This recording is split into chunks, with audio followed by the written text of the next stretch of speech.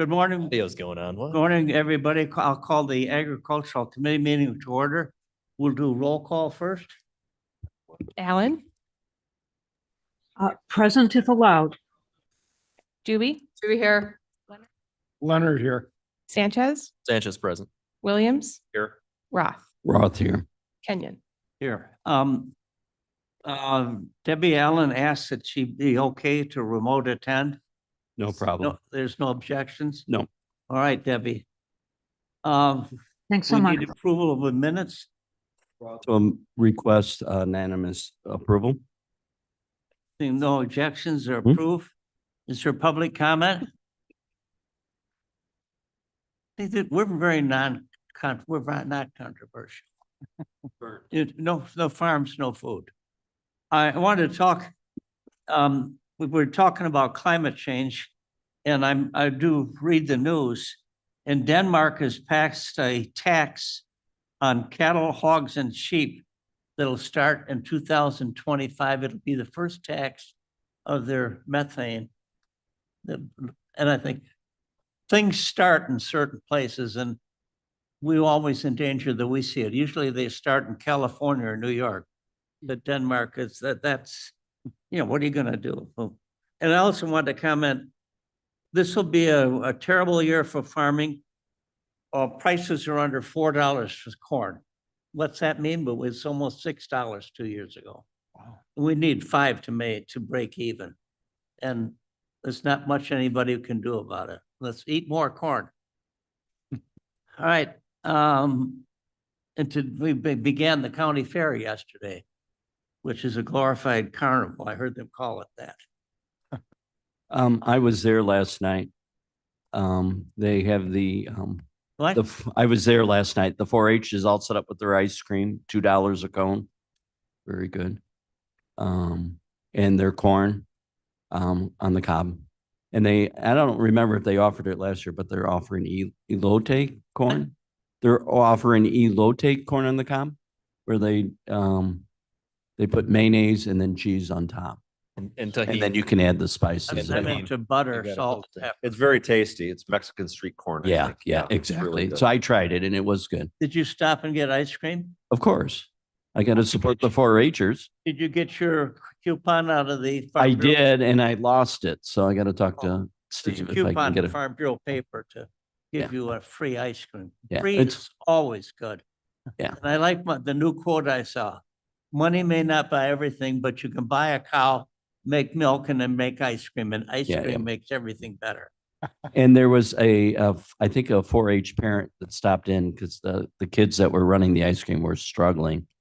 And she actually instructed one of the people, oh, you got to put more ice cream on that cone. So thank you. I always get the ice cream. It's great ice cream. And Public Health has a tent out there this year. I don't know if they were there last year, and I stopped by. They have a lot of good handouts. Oh, good. So, and the people there are doing a good job. All right, well, I can remember everything in the past. God, that used to be great before. We used to have that one commercial room full of things. Now it's nothing. And then I had heard through the Farm Bureau, they're not allowing dairy this year because of the bird flu.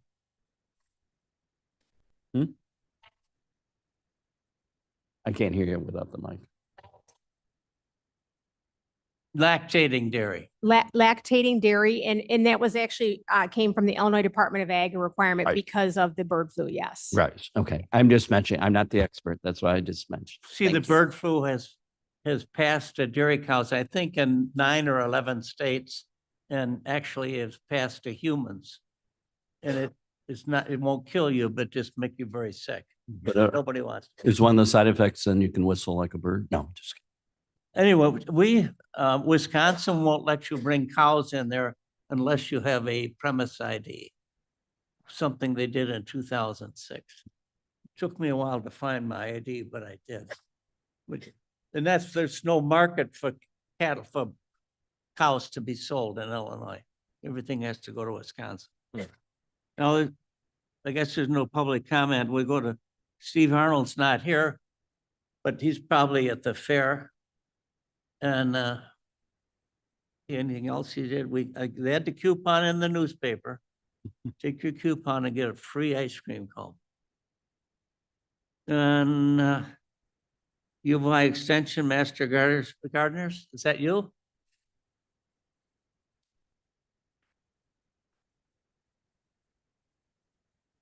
And I should probably correct myself. They could bring lactating dairy if they had them tested first. But we only had one young man that had a lactating cow that he was bringing, so he just decided he was not going to bring that. So I probably should correct myself on that. So good morning. I'm Deanna Borges. I am the County Director for University of Illinois Extension. And we were the recipients of the grant from the Community Development Office to do programming related to local food systems and small farms. And we hired, with the grant monies we received, Alexis Barnes. She started June 1st, and she is going to talk a little bit about the programming that she's going to be doing for Kane County. She'll be doing it for our unit, which is DuPage, Kane, and Kendall, but this first year or so, she's going to be focusing mostly on Kane.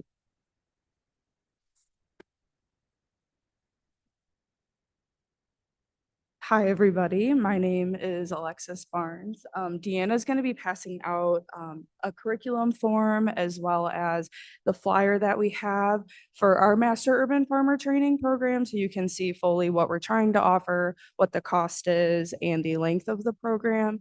But I will just dive right into who I am and what the program is. So my name is Alexis Barnes. I was born and raised in DuPage County. So I'm pretty familiar with the area. Trying to connect with farmers has been kind of a struggle for me. There's never been a local food and small farms position before in DuPage, Kane, and Kendall. So I think farmers are kind of not really aware that I'm here, and they also don't know how to connect with me and what kind of services I offer. So with Extension, a lot of local food and small farm systems, educators will do a lot of technical support as well as programming to help those farmers. And so with this Master Urban Farmer Training Program, we are partnering with Cook County.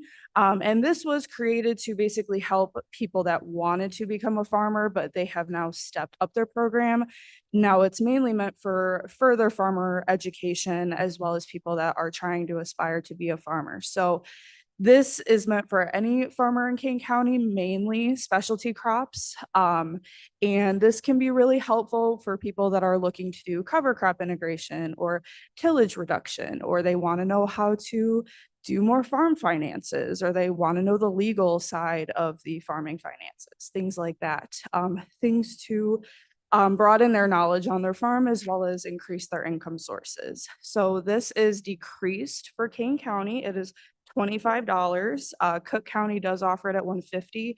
I mainly did that so we could have farmers still engaged in the program, because if we do free programs, they don't tend to stay, and we obviously need that for the grant.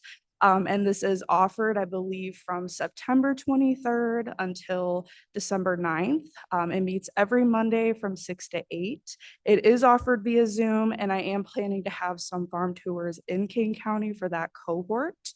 Applications are open. We have shared it with our connections. I have shared things with Matt, and I know it did get out to Kane County Connects, but just kind of getting some help to get that out to the farmers and any more information that we could possibly add to the program. So are there any questions or anything that I can elaborate on?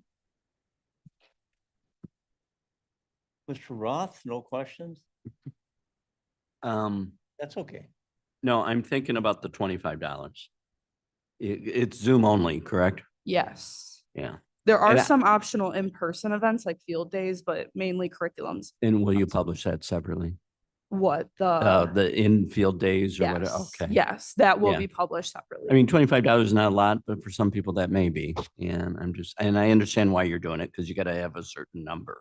Right. And I'm completely open to working with farmers that have financial hardships. I know Cook has worked with farmers in the past. So if that is a concern, more than happy to talk to them as well.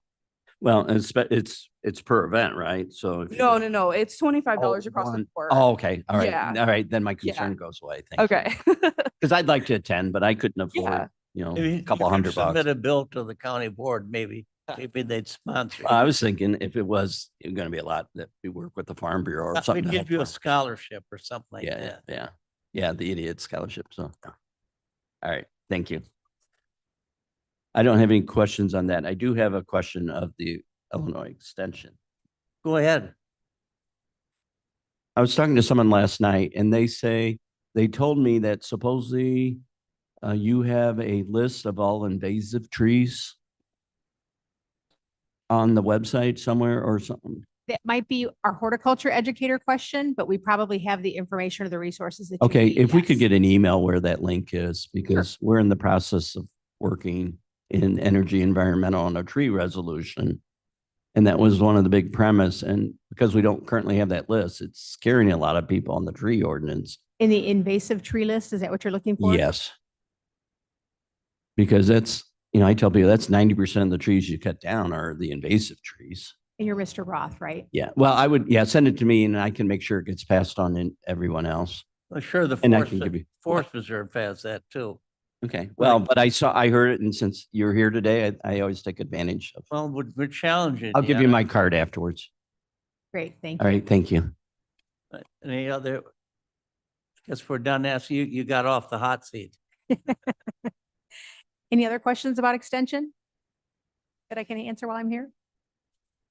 Or county fair? Sorry, we were a few minutes late. I was dealing with a sheep problem, so. Oh, no, I don't want to elaborate. It was. Offline. It's not anything. It's, people worrying what other people are doing, that type of problem, Oh, this is the perfect place for that. We're doing that, don't we? Sure you do. I Oh. dealt with it last year and surprisingly, it's coming back again this year. And so now we've got to deal with it a little bit more aggressively. So Now, I did have one more question, just a edification. Your local office is on Randall there, yes. correct? Yep. Right on Randall Road, right in front of the fairgrounds. Yeah. Right, exactly. Yeah. Okay, thank you. Thank you.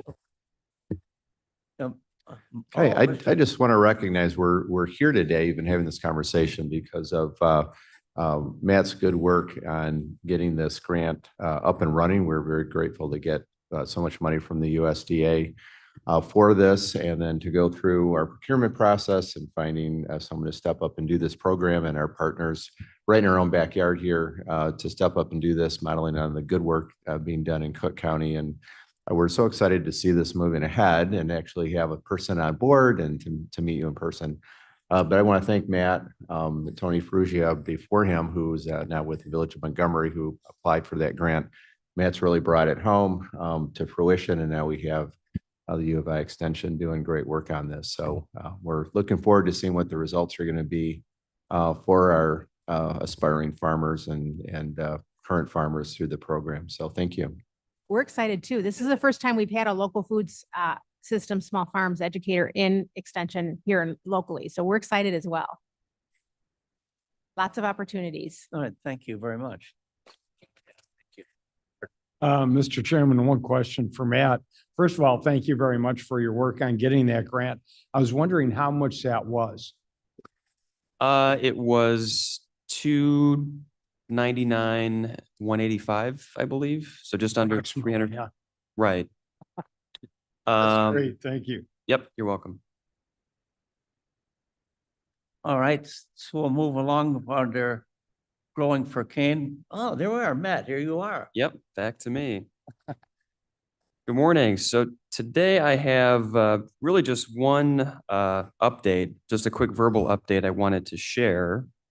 So we are currently in the process of revamping the Growing for Cane webpage. So this is a dedicated webpage on the county website.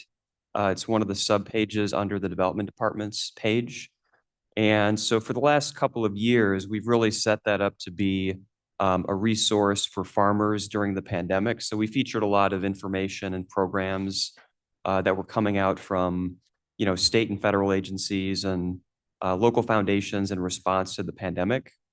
And a lot of those are winding down now. So we're going to update the website and just kind of restore it to what we would call like a general operating state.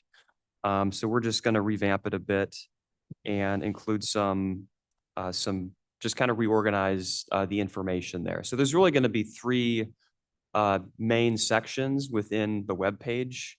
So we're going to have the first section is going to feature active and ongoing Growing for Cane projects. So programs like the U of I Extension Farmer Training Program.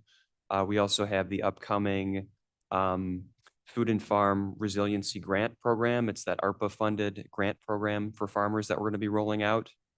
So that's going to be the top section of the page.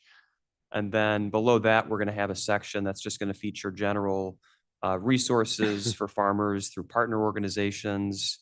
This could include financial assistance. One example could be the Illinois Department of Agriculture has a cover crop matching program. So things like that that are just ongoing resources that we can just quickly share with farmers, and they can link to that information. And then the third section we're looking at is going to be a listing of a completed Growing for Cane projects. So these are projects that produced good information, useful reports like the livestock market assessment. So we'll just have a landing spot for those programs if people want to learn more.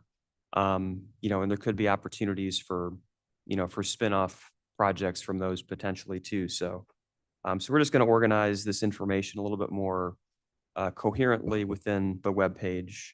And it's going to continue to include a link for anyone that wants to sign up for the Growing for Cane newsletter. So we're going to continue to use that to promote current program information, grant opportunities, training opportunities, things that just come up quickly that we want to share with our population of farmers.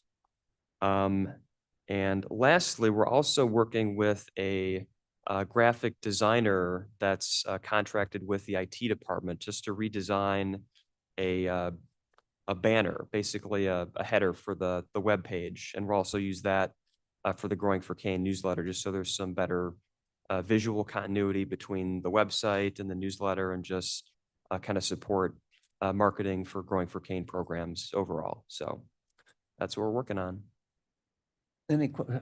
Chair, Mr. Sanchez?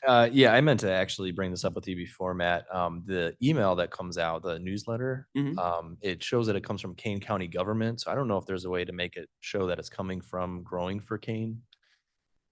Yeah, that might be. So we use Constant Contact for that. So that might be a setting that we could adjust just so the display name, the from name is different. So yeah, we can definitely take a look at 'cause that. I feel like it'll get lost, lost in some emails if it's just Kane County government.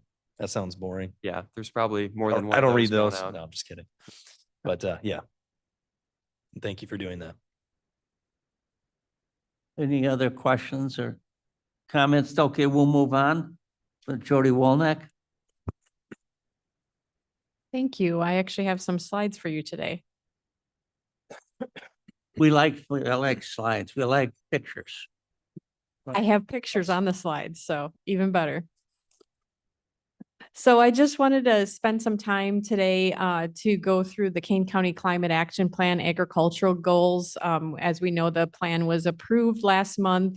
And as we move forward to some implementation, I wanted to drill down on specifically the agricultural goals that are included in the plan, and then talk to you a little bit about next steps.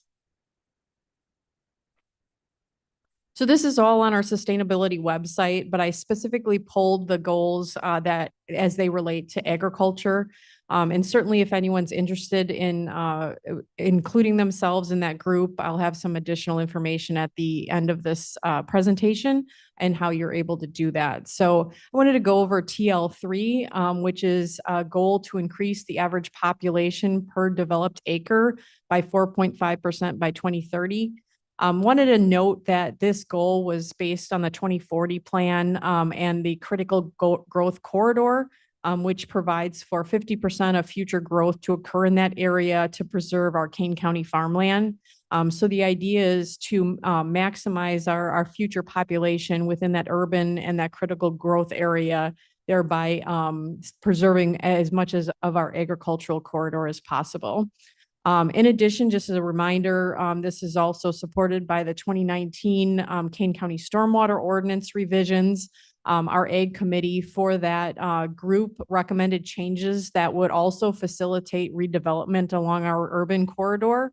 If you remember, one of those items was grandfathering impervious area. Our previous version of the Stormwater Ordinance required all new stormwater facilities. If you had a paved property and you were removing all that pavement and redeveloping that property, you'd have to start from square one like it was a greenfield.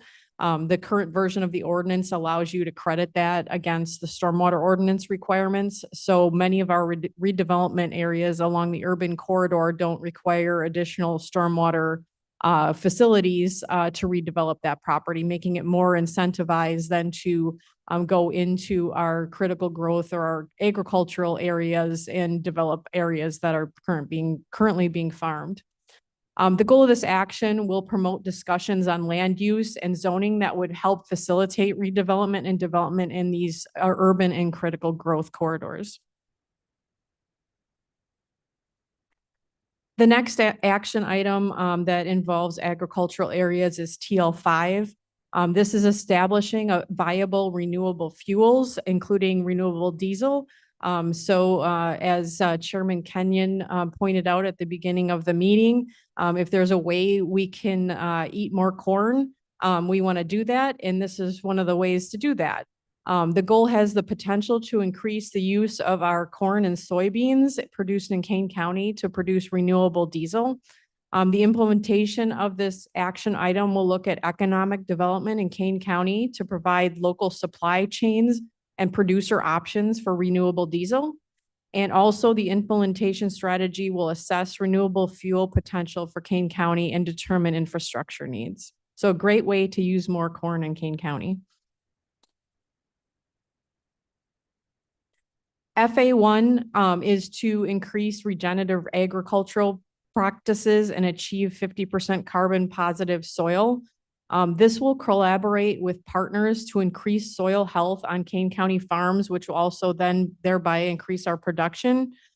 Also collaborate with farmers to develop programming for carbon credits that would pay our farmers. FA3, increase production and access to local foods. As the committee has been receiving some fantastic grants for growing in Kane, as Mr. Tansley just pointed out, this supports those goals in supporting local joint food purchasing programs for local governments, school districts, and events in the community. It also supports our farmers markets and ties into the development department's work within this committee.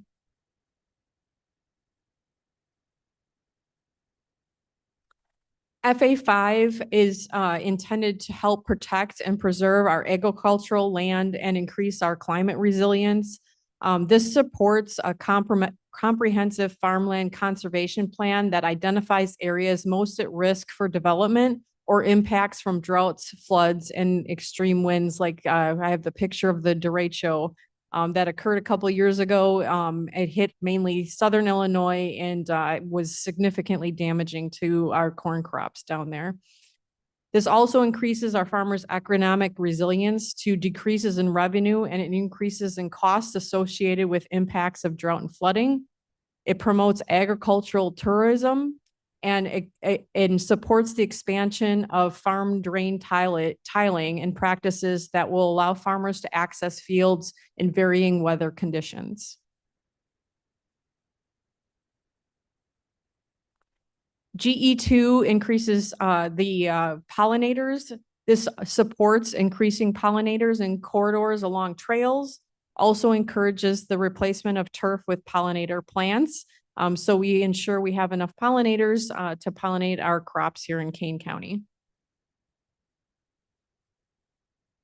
So I just want to finish by thanking the members of this committee and our staff here with their participation in the Climate Action Plan. I was part of the agricultural group that, as well as Mr. Tansley, who greatly contributed to the action items that are included in the Climate Action Plan, as well as the support of Mr. Van Kerkhoff's department with the 2040 plan and incorporating those goals and ideas into the plan. That really brought the agricultural piece as well as our Farm Bureau meetings and the local farmers that we spoke to in developing the action items to fruition. And I think we have a great basis to move forward with some great action items that will support our local farmers here in Kane County. So next steps, we will be having a kickoff meeting at Brewster Creek Forest Preserve on August 10th. What will happen at that meeting is we'll be giving a brief breakdown of the climate action plan and the process. They'll be breaking down into groups, and we'll start the process of going through the various action items that I just outlined specifically for agriculture, as well as the other teams, and looking at which goals, what the challenges will be, what the goals will be, and what the impacts will be. And so if you're interested in participating in the agricultural group, please RSVP on the Kane County Sustainability homepage, and we look forward to seeing you on the 10th. Any questions? Mr. Leonard? Thank you, Mr. Chairman. Ms. Walnick, two questions for you. The first one is you were talking about by 2040, a 4.5% population growth in the urban area. What is today's urban population? Do you know? I'm just trying to figure out the numbers on this. I don't know, Mark? Well, I think the goal was to increase the density per developed acre. Right. So it's more a fact of, how do How many developed acres in the urban area that we have? correct, yeah, and looking for more variety in housing types instead of just large lot, single family homes, more Density. more density. Yeah. So that's basically the goal. So do we know how many developed acres we have, or, it doesn't matter. You can get back to me later. I was just kind of curious. Sure. And I think the goal has to do more with acreage that's currently not developed. So That it's might be developed at, urban area. one Okay. unit per acre, that it would be, 4.5 units per acre or whatever, encouraging a higher Kind of a density. tough percentage to put a number on. I understand. Well, thank you very much. My second question, Ms. Welnick, and once again, I'm very ignorant about a lot of agricultural products, but you were talking about turning corn into diesel. Now, I'm not sure if I'm correct on this or not, but isn't corn used in ethanol and gasoline? That's correct, but it And can then- also be used in the production of renewable diesel. Very good. Thank you very much. Mr. Roth? Roth here. On the president, can you go back to the map? You were talking about the corridor. Could you highlight, if you got the laser pointer, where that corridor is for my edification? Oh, sorry. Did I do something, Blair? He deleted it on you. Okay. This one. Laser pointer. Is it this- along 47? This is the urban corridor. This is the critical growth corridor. The Right. pink lines are the divider, and then this Okay. is the agriculture. So Right. it's 50% growth in here, 50% growth in here under the 2040 Okay, plan. so everything east of 47 approximately. Correct. Mhm. And then another question, there's just an article within the last 1 or 2 weeks. There's supposedly a new crop that farmers can grow for aviation fuel. And I don't remember the name. I know it starts with a C. And it supposedly is a huge opportunity for farmers and also to get us off fossil fuels. I'll try to find the article. Oh, stumped the committee. he And did so the that. article kind of mentioned, we got to convince farmers to start growing, and there again, it has to be profitable, but there again, if it's another crop that would allow us to be profitable, we should definitely, Well, one of the jump on things is that. you have to have a place to take it.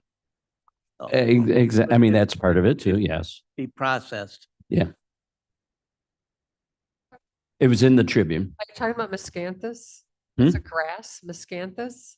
It started with the C. I'll try to find it and send I it to thought I Jody. see. Okay, let's see.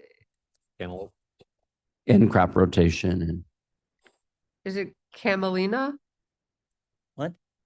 I don't have perfect memory. All right. Is it cannabis? Is that what it is? Uh-oh. No, it's not cannabis. Sorry, I think Jared. It's camelina. Camelina is a really common oilseed crop up in the Great Plains. Okay. And the agricultural lab did research on that in the seventies and my dad was actually the chemist doing that, and he researched all plants, native and grown, for carbon content and oil content. Mr. Williams? I have a couple questions on the corn and the biodiesel. I was interested to hear that corn can be used to make biodiesel. Is it better or equal to or less than soybeans for making bio? Do you know? I don't know, and that's part of the research that the groups are going to do when they're digging into it, to find the best possible options for the use and the economics of it. So that's all gonna be part of the working group as they drill down on these topics. Couple, well, more than a couple. Several years ago, I was involved with a company that was selling silage for production of ethanol. So is that something that's still has commercial value? It's been 15 years since I've looked at that issue. Do you know? I don't know. Okay. Because you could take the corn, turn it into diesel, and take the stalks, the silage, and turn it into ethanol. What's renewable fuel? I think there's renewable fuel for in the aerospace, for airplanes. Mm-hmm. And it's something we can grow and renew, Another question regarding the biodiesel. Diesel is a lot dirtier than, gasoline. Would this biofuel be cleaner? Again, we're just at the You're very just at the early beginning. stage Okay. of drilling down on these topics. Okay. As the working group moves forward with that type of research, we will be bringing the implementation strategies back to this Okay. committee to actually drill into the details of what the actual benefits, what the drawbacks are, Right. and what kind of plan we potentially could bring forward for economic development of those type of fuels in Kane County. Okay.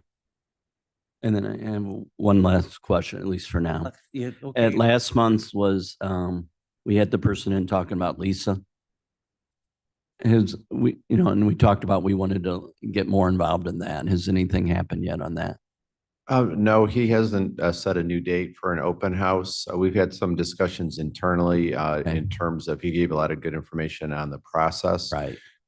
In terms of how we, who sort of takes the lead on that. And since both are units of government in terms Right. of who's handling the Open Meetings Act types of Understand. That's activities. fine. So Okay, just curious. Thank you.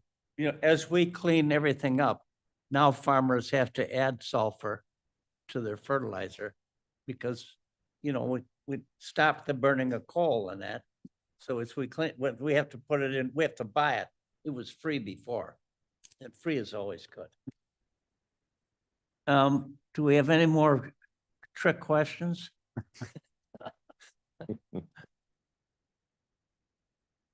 Don't forget, we have the threshing bee at Sycamore coming up.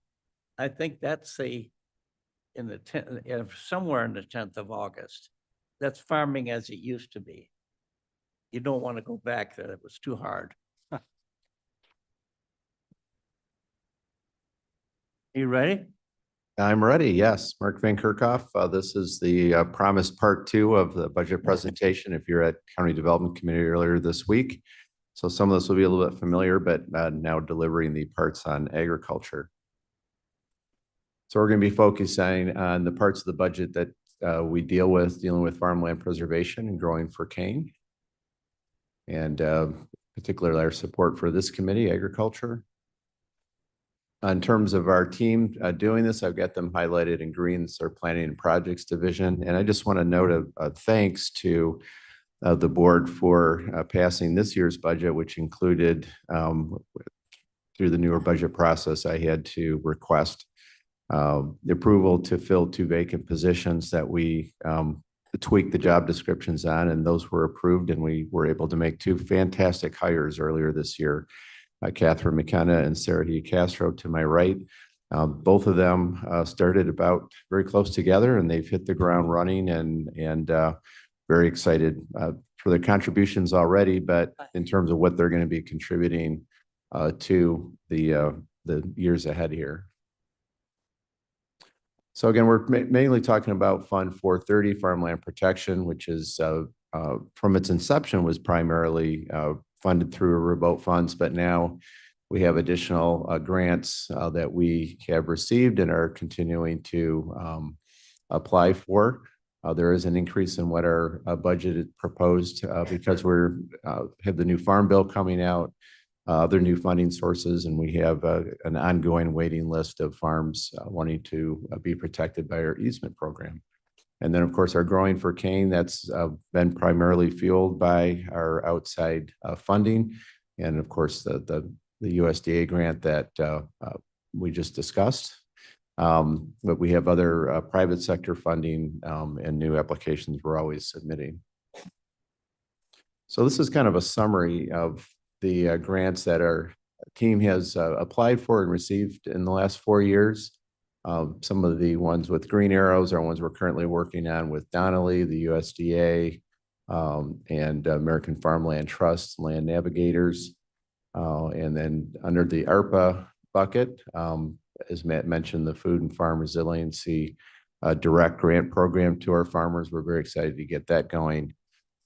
We have new additional opportunities that our team has been applying for, but we're very grateful. Again, the county board has hired a grant administrator, Paul Kofer, and he's working directly not only with our team, but Jody Wolnick's team and helping to identify grants. He's currently working on navigating the federal grant program application. Just putting together the front end before you actually write the grant is a task. So we're very grateful to have someone dedicated to that. And then particularly for agriculture, we get the new farm bill coming out. Inflation Reduction Act includes proponents that can be used that can help our fuel, both our farmland preservation and Growing for Cane programs. And we continue to look at other federal and not-for-profit organization grants. So I will note for 2025, the Riverboat internal request that we have submitted is for $750,000. It used to be that, was always just for the easement match, which is still important. We have to have money to get money to get reimbursed. And a couple of things are going to be happening around the new farm bill. One is they will be announcing, what that funding, what those new programs might look like. But then they also need to continue to spend down remaining funds on the current extended farm bill. And since we're the only program in Illinois, we will typically get a call last minute and say, here's, $350,000 available. What farms do you have available? We need to know, by the end of the week. And do you have the match? So, having that money in the account is critical. But some of the other things in this year's budget, looking at the economic study of the impact of ag easements, we have an application in for a federal match to take a look at that. Of course, we have the Land Transfer Navigator Program with a grant from the American Farmland Trust. We see that as being critical for developing those pathways so that our local farms stay in local farm ownership and operation. Looking at continuing to work on soil health. That's not only important, as Jody mentioned, with the Climate Action Plan and for sustainability, but also as the new easement programs get developed out of Washington, they are much more tied to soil health and conservation plans. Strategic Services for updating Farmland Protection Program, especially with the outcomes of eco benefits and economic benefits, and then our continued farm community outreach and project management. And a lot of this is looking towards 2026 when our Farmland Preservation Program is going to celebrate 25 years. So hard to believe a lot's been accomplished, and we want to, use that as an opportunity to make some of these step ups in the program. And then also on there is a current map of our easements and existing and in process. You can see the impact it's making in the agricultural area that the county is looking to protect. The This is a graphic that Janice Hill had developed several years ago because when we were going before the Riverboat Committee and trying to explain the difference between having a cash balance in the account because we have farms that are already obligated for easements. We need to have that money is earmarked and set aside for those closings. We just don't know exactly, when they're going to happen. So we were to look at the Farmland Preservation Program as a multi-year budget. We have current ALE applications in the 2018 Farm Bill, about 538 acres. We have upcoming applications through the other programs. The new Farm Bill, right in the center there is the wild card. But we have to have this money kind of available over multiple years. And total acres encumbered and in process, we have about 908 acres. In this multi-year budget, in terms of different kinds of easements, we have RCPP easement, approximate purchase values for the easements for the ALE program. And then other associated costs with doing these easements have to do with doing the titles, attorney fees, surveys and appraisals. Sometimes the appraisals need to be repeated because of the timeliness of the process. So we have about $3.3 million in easements currently encumbered in the process. So with that, appreciate your support when it comes down to riverboat funding for the amount that we're looking for when you give the committee a little bit more background on that. So, but happy to answer any questions. Mr. Leonard? Thank you, Mr. Chairman. Mr. Van Kerkhoff, I've got two questions for you. With respect to the riverboat grant money, which I've supported each and every year and I will continue to, there was a 50-50 percentage match. Do we know where it's going to be this year? We don't. It depends basically on a per farm basis when it actually comes to the closing. So the current policy of the county board with these easements is to have a $5,000 minimum per acre purchase for the development rights. The federal programs will reimburse 50% of the appraised value. So for instance, if we were going to close on a farm, our minimum commitment to the farmer is $5,000 and it appraised at $4,000 per acre, it'd be, we'd end up more of a 60-40 split, that kind of thing. Yeah, and exactly. Thank you very much. And then with respect to the new farm bill, there was a 3-word segment in there that I'd love to have an explanation of. It was called the Inflation Reduction Act. How does that work? Okay, so that is actually a separate act that was passed earlier, I think this year or late last year by the Biden administration. And Janice Hill and her diligence and research discovered that there is a aspect of the Inflation Reduction Act that can be used for farmland easements and different agricultural programs. So that's something we're continuing to drill down into to see how we can capture use of some of that funding. So it's something we're working on and trying to apply. Correct, yes. Okay, thank you.